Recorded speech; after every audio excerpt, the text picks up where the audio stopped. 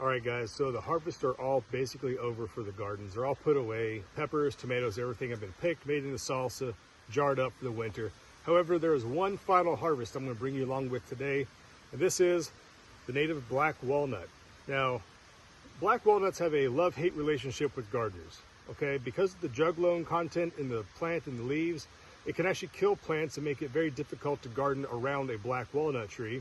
And if you've been following along since the beginning, you'll know that this entire property all around is just absolutely covered in black walnut, which does make a great furniture wood and things like that. So it can be a valuable resource. However, today we're going to talk about the actual fruit, or the seed pod, I guess, of the black walnut. It is native. It grows easily. It grows everywhere. And in the fall, I like to collect these black walnuts, and you can let them kind of cure until they turn more of this nasty black color like this, which I need to wear gloves because when you try to get the exterior pulp off of this, your hands will turn black.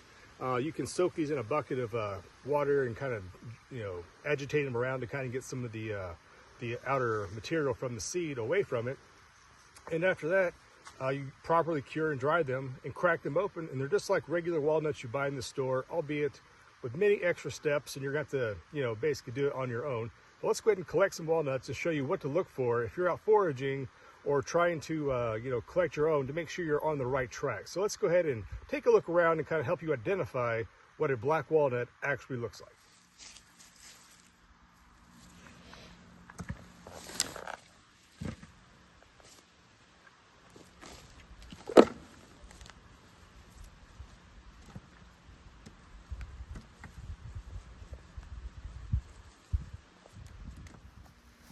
So for starters, identifying the black walnut tree, if all the leaves are off of it, this is very characteristic of the bark of the black walnut, these deep grooves like this.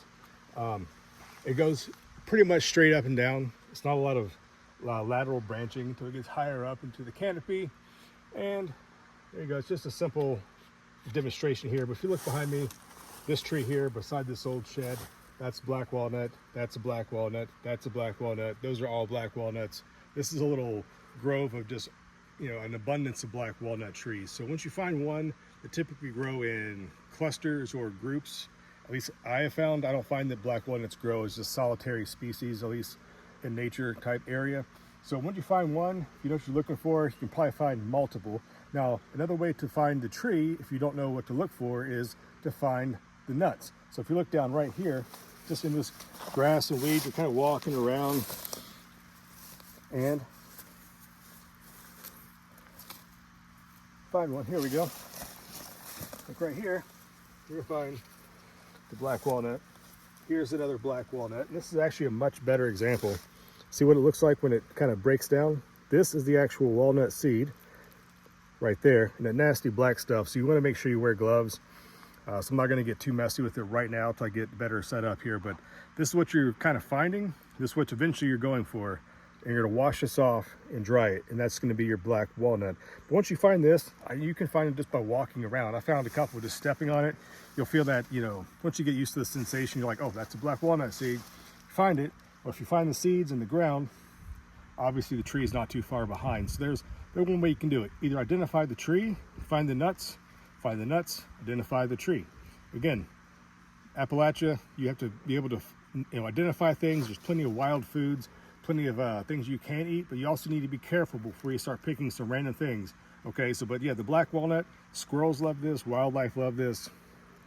I typically wait a little bit later in the season, so the squirrels have been going crazy, getting their own supplies for the fall and winter, things like that. So these are what's left over. And again, there are literally dozens and dozens of black walnut trees all around this property. That's just right here. I mean, that doesn't count all of the forest that's behind us. So who knows how many black walnuts may or may not even be out there. But just in this little 2 or 3 acre clearing we're working on right here at the property, there's probably 25 black walnut trees, minus the 3 that I had to cut down because they are in the power line. So the power company kind of took half of them off. We took the rest of it off, but it was all put good to use. So I don't like to typically just clear cut black walnut trees. There's really no need for that.